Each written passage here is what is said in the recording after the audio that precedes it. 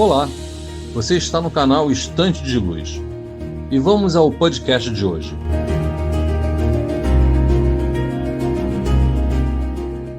Bem-vindas e bem-vindos à nossa conversa de hoje. Vamos explorar juntos umas ideias bem fascinantes, né? Isso aí. Uma obra atribuída ao espírito André Luiz, psicografada pelo Chico Xavier. E é sempre bom lembrar, né? A gente está lidando com uma fonte que descreve realidades espirituais, vida após a morte, tudo dentro da perspectiva espírita. Exato. O nosso foco aqui, é bom frisar, não é ficar discutindo a origem, se é válido ou não. A ideia é mergulhar no conteúdo mesmo, nas narrativas, sabe? Tentar entender a lógica que o livro apresenta. Entender o sistema proposto ali. Isso. Então, qual a nossa missão hoje? É tentar compreender essas dinâmicas espirituais que o livro descreve, principalmente a tal lei de causa e efeito, a ação e reação do título. Vamos ver como isso se manifestaria, nas diferentes condições dos espíritos depois da morte, nos mecanismos de reajuste que são sugeridos ali, basicamente. Vamos tentar desempacotar essa visão de mundo. Perfeito. E para começar, a gente precisa situar o cenário principal, né? Que é a Mansão Paz. Ah, sim. O livro descreve como uma instituição espiritual. E olha que interessante, localizada em regiões inferiores. Inferiores. Mas não inferior no sentido só de lugar, sabe? Mas o estado vibratório mesmo, ligado a espíritos que ainda estão num processo de aprendizado, de purificação, depois de vidas difíceis na Terra. Entendi. Funciona como uma espécie de hospital-escola, sabe? Um ponto de apoio, de trabalho intenso, preparando essa turma para novas etapas. Seja reencarnar de novo ou ir para planos mais elevados. E tem aquela conexão com o nosso lar, né? Que é mais conhecida. Exatamente, é mencionada essa ligação. E a descrição da mansão em si é bem forte, né? Parece um posto avançado de luz, um mosteiro fortificado, como você disse. Pois é. E ao redor aquela paisagem espiritual sombria, caótica, que falam em lama aeriforme, ventania, gente sofrendo. Uma cidadela mesmo, com defesas. Mas também com setores de ajuda, né? Médicos, professores, religiosos, tudo sob a direção de um espírito chamado Druso. Essa imagem de um oásis de ordem no meio do caos, ela fica na cabeça. Fica. E essa estrutura toda se encaixa na ideia que o livro apresenta de vários planos espirituais, né? Certo. E o interessante é a justificativa para existirem essas regiões inferiores ou invernais, como às vezes são chamadas. Qual seria a lógica? Dentro da visão do livro, não seria só punição, sabe? Teria uma função numa ordem maior. Tipo, locais de depuração, de aprendizado, onde o mal meio que se consome. O mal pelo próprio mal. Essa é a ideia que o Druso explica. Como se a lei divina permitisse essas zonas como parte de um processo maior de reajuste. Isso fica bem claro naquela cena da tempestade lá fora, né? Espíritos sofredores querendo entrar. Sim. E perguntam pro Druso, por que não abrir as portas para todo mundo? E ele solta aquela ordem. A ordem é a base da caridade. Exato. Ele diz que acolher sem critério umas feras humanas, espíritos ainda muito endurecidos, poderia destruir o trabalho todo ali dentro. Complicado isso. E essa fala do Druso, ela toca num ponto central do livro todo. A responsabilidade de cada um. A justiça como algo que vem das nossas próprias ações e pensamentos. A ideia é que sim, a ajuda de fora é importante, mas a mudança real mesmo, ela começa dentro da pessoa. A salvação, nesse contexto, depende da vontade sincera de mudar, sabe? A consciência como espelho. Isso. A consciência reflete a luz se está no bem, reflete sombra se está dominada pelo negativo. Então, a ordem na Mansão Paz não é frieza. É um jeito de garantir que a ajuda funcione naquele ambiente tão difícil. Faz sentido. E essa ideia de responsabilidade leva direto para o coração do livro, né? A tal lei de ação e reação. O karma, como a gente costuma chamar. Exatamente. Tem um instrutor espiritual, o ministro Sanzio, que explica isso como uma conta corrente espiritual. Como é que funciona essa contabilidade? Olha, a perspectiva que o Sanzio traz é bem interessante. A ideia central é que nada é nosso de verdade, sabe? Tudo seria de Deus e nós somos usufrutuários. Tipo, a gente só usa por um tempo. Isso. Recebemos recursos e não só dinheiro, não. Inteligência, tempo, o corpo físico. Tudo como ferramenta, como um empréstimo para nossa evolução. Entendi. E a morte física, então, seria o momento de prestar contas. O que a gente fez com esses recursos? Não é punição externa, veja bem. É consequência natural das escolhas. E como ele define o bem e o mal dentro dessa lógica? É algo moralista? Não me parece moralista no sentido tradicional. É mais funcional. O bem seria se alinhar com as leis do universo, de progresso, de harmonia. Agir por bem de todo mundo, mesmo que custe pra gente. Cooperação, doação. E o mal? O contrário. O egoísmo. Buscar o bem só pra si, mesmo que prejudique os outros. E ele cita o Cristo como o exemplo máximo do bem, pela entrega total. E como fica o livre-arbítrio nisso tudo? Se o passado determina o futuro, a gente tem escolha? Boa pergunta. O livro propõe um determinismo relativo, podemos dizer. Como assim? Assim, ó. As ações passadas, a causa, criam sim as circunstâncias de agora e do futuro. O efeito, né? As facilidades, as dificuldades, os encontros, isso forma o cenário da nossa vida. Certo. Porém, a nossa razão, a nossa vontade, elas continuam livres para escolher como a gente vai reagir a esse cenário. Ah, A gente pode se revoltar, piorar tudo, ou pode aceitar, aprender, agir de forma positiva. E isso, segundo o livro, pode até diminuir o tempo de dificuldade, sabe? O tal cativeiro da dívida. tem aquela analogia do lago, né? Exato. A mente como um lago. Águas calmas e limpas refletem a luz, a inspiração. Águas turvas, com o lodo dos maus pensamentos, distorcem tudo ou nem refletem nada. Faz sentido. E também usam outras, tipo a da semente, que já tem a planta dentro. Sim, indicando que a mente carrega o potencial do futuro. E tem a da laranjeira em solo pobre, que eu acho ótima. Conta aí. Mesmo que a semente, a alma, caia num solo ruim em circunstâncias difíceis, por causa de erros passados, o cuidado do agricultor. Adubo, água, poda. Que seriam a educação, o esforço. Isso, a educação, o esforço pessoal, buscar o bem, a ajuda dos outros, tudo isso pode fazer a árvore dar bons frutos mesmo assim. Ou seja, mesmo com karma pesado. Mesmo assim. O esforço no presente, na direção certa, pode transformar a situação, acelerar o progresso. A responsabilidade e a chance de mudar estão sempre lá. Puxa, essa ideia do poder da mente sobre a realidade, até espiritual, é explorada de jeitos bem surpreendentes no livro. Tem um relato de encontrarem um espírito com forma quase monstruosa. Sim, disforme.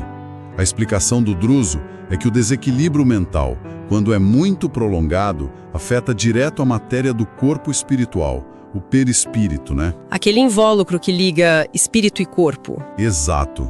Que continua depois da morte. Pensamentos e sentimentos ruins, descontrolados, viciosos, poderiam literalmente deformar essa estrutura sutil. Caramba!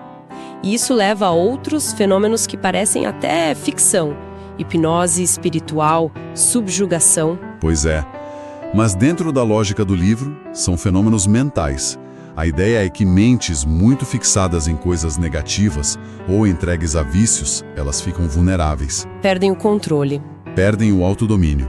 E aí podem cair sob a influência de outras mentes, espíritos ainda focados no mal, que se aproveitam dessa fraqueza.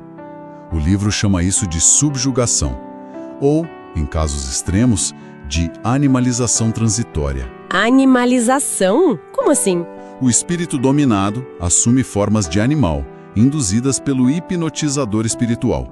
É bem pesado. Nossa, tem um caso que o Silas, um assistente lá da mansão, analisa de uma mulher obsidiada por uma imagem horrível.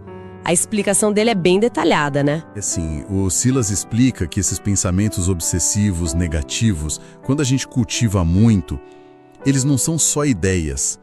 Eles criariam o que o livro chama de formas-pensamento. Formas-pensamento. Que ganhariam uma vida própria na mente da pessoa. E essas formas atrairiam energias parecidas do ambiente e de outros espíritos na mesma sintonia. criando um ciclo vicioso. Exatamente. Uma verdadeira prisão mental que a própria pessoa alimenta e da qual é difícil sair. É como sintonizar o rádio, né? Você só pega o que está na frequência que você escolheu. E ele compara o pensamento a ondas de rádio, TV, mas muito mais rápido que a luz, e que volta para quem emitiu. Isso. A ideia é que o pensamento é uma energia que a gente emite o tempo todo. Ele viaja, interage com energias parecidas no ambiente mental coletivo e volta para nossa mente. Só que agora, fortalecido. Fortalecido pelo que encontrou no caminho. Exato. Se a gente cultiva ódio, medo, vício, eles voltam piores, reforçando o nosso estado negativo, criando esses mundos fechados de sofrimento, de alucinação. Mas o contrário também vale. Com certeza. Pensamentos de amor, esperança, estudo, conectam a gente com correntes positivas, abrem caminhos para o crescimento, para a ajuda. Por isso Silas fala da necessidade imperiosa de escolher bem o que a gente cultiva na mente. O pensamento seria uma ferramenta poderosa de criar ou destruir a nossa própria realidade. E entendi. E toda essa dinâmica causa e efeito, poder do pensamento, se manifesta muito concretamente na reencarnação, né? Que o livro apresenta como ferramenta-chave para reajustar essas dívidas. Sim, a reencarnação não é vista como castigo, mas como oportunidade. Principalmente aquelas planejadas lá da Mansão Paz. São descritas como missões de resgate, oportunidades de libertação das consequências dos erros passados. E os exemplos mostram diferentes formas disso acontecer, né? Exato. Os trechos trazem vários casos que ilustram como a lei de ação e reação se manifestaria na vida na Terra. Não é uma lista fechada, mas exemplos de como as consequências se adaptam a cada um. Vamos ver alguns, talvez. Os que mostram a dívida piorando versus os que mostram um alívio. Boa ideia. De um lado tem o que o livro chama de dívida agravada. O caso do Ildeu ilustra isso. Aquele que abandona a esposa? Esse mesmo. Ele reencarna com a Marcela para acertar contas do passado, mas acaba abandonando ela por outra, fugindo dos deveres. Com isso, ele não só adia o reajuste dele, como complica ainda mais a conta espiritual. E aí entra o resgate interrompido. Isso. A própria separação deles interrompe o plano que tinha sido feito para aquela vida juntos. Mesmo que a Marcela siga em frente, progrida, o Ildeu continua preso nos mesmos erros, adiando a própria libertação. Mostra como as escolhas de agora podem piorar uma situação kármica. Complicado. E no outro extremo, casos de melhora. Sim, tem o débito aliviado. O exemplo é o Adelino Correia. Quem foi ele? No passado, como Martim Gaspar, ele foi um senhor de escravos bem cruel. Agora, ele sofre com problemas de pele crônicos, dificuldades financeiras, consequências diretas do que fez.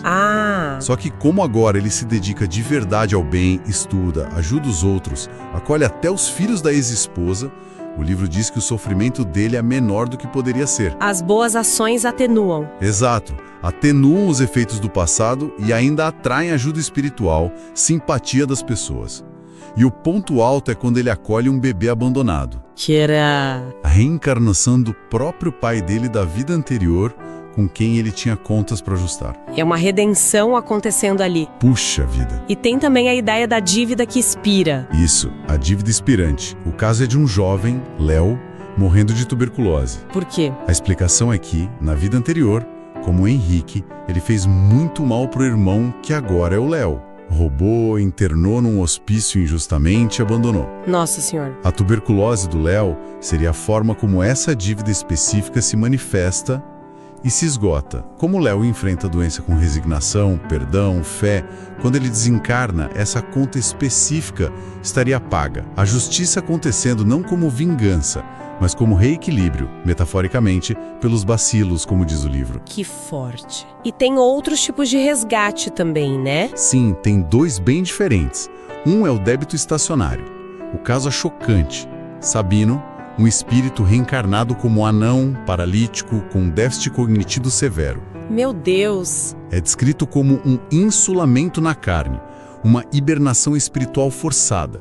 Seria para um espírito que cometeu crimes horríveis por séculos. Precisava ser contido para não fazer mais mal e permitir um reajuste bem lento. E a cuidadora? A Poliana teria sido cúmplice dele no passado, agora reencarnada para cuidar dele. É complexo. Imagino. E o outro tipo? São os resgates coletivos. O exemplo é um desastre aéreo.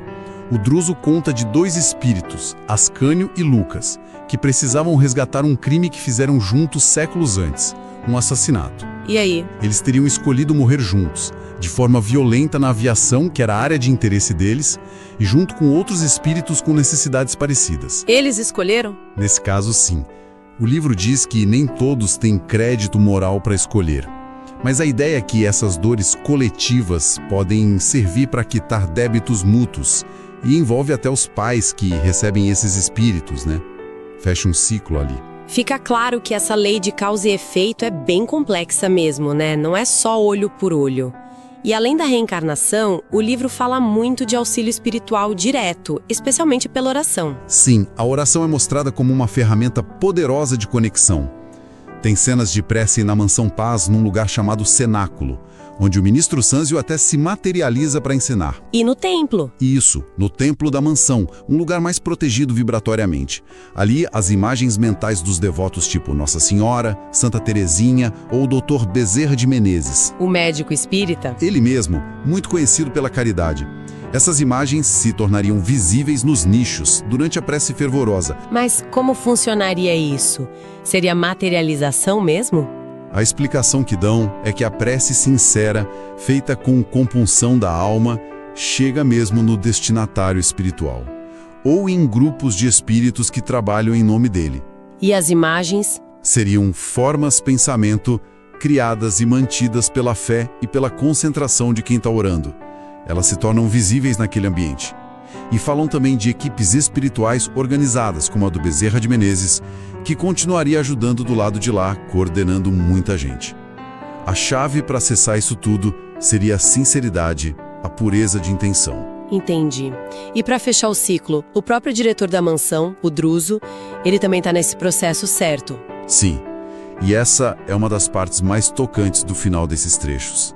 Depois de 50 anos dirigindo a mansão, o Druso se despede. Ele vai embora. E ele se prepara para reencarnar. Na prece final, ele revela que também é um espírito endividado, que trabalhou ali para juntar méritos e agora vai enfrentar as próprias provas na Terra. É um momento de muita humildade. Nossa! E é aí que se revela também que o Silas, aquele assistente dedicado, é filho dele da vida anterior. E a Aida, uma paciente que chegou sofrendo muito, era a madrasta que fez tanto mal pro Silas e indiretamente pro Druso naquela vida. Tudo se encaixando. Pois é, fecha um ciclo de reencontros, de preparativos para novos recomeços. Impressionante. E bom, recapitulando rapidinho, a gente explorou hoje as ideias centrais de ação e reação, né? Essa visão da vida após a morte, da responsabilidade de cada um pela lei de causa e efeito, e como isso se desdobra em diferentes tipos de resgate, de aprendizado, inclusive a reencarnação. Vimos também a importância que o livro dá ao pensamento e à oração como ferramentas de conexão, de transformação espiritual. Tudo isso conforme está descrito lá nos textos do André Luiz. Exato. E se a gente tenta, assim, sintetizar o que essa narrativa toda sugere, fica muito forte essa conexão profunda e parece que inevitável entre o que a gente pensa, sente, faz e as consequências que a gente colhe. Certo. E essas consequências moldariam a nossa realidade espiritual e as experiências futuras, inclusive aqui na Terra. Isso deixa a gente com uma questão para pensar, né? Baseada só no que a fonte descreve, claro. Qual seria? Se a mente, como está apresentado ali, tem um poder tão direto de afetar a realidade espiritual, de criar formas, atrair influências, até de moldar o corpo sutil, qual seria, então, a real dimensão da nossa responsabilidade sobre a qualidade, a direção dos nossos pensamentos? Não só das ações. Não só das ações, mas do fluxo mental constante, a cada instante. Será que essa atividade interna é um campo contínuo de semeadura para o nosso próprio futuro, segundo essa perspectiva? Fica aí a reflexão. Uma pergunta que, com certeza, ecoa muito além das páginas do livro. E com essa reflexão, a gente encerra a nossa conversa de hoje.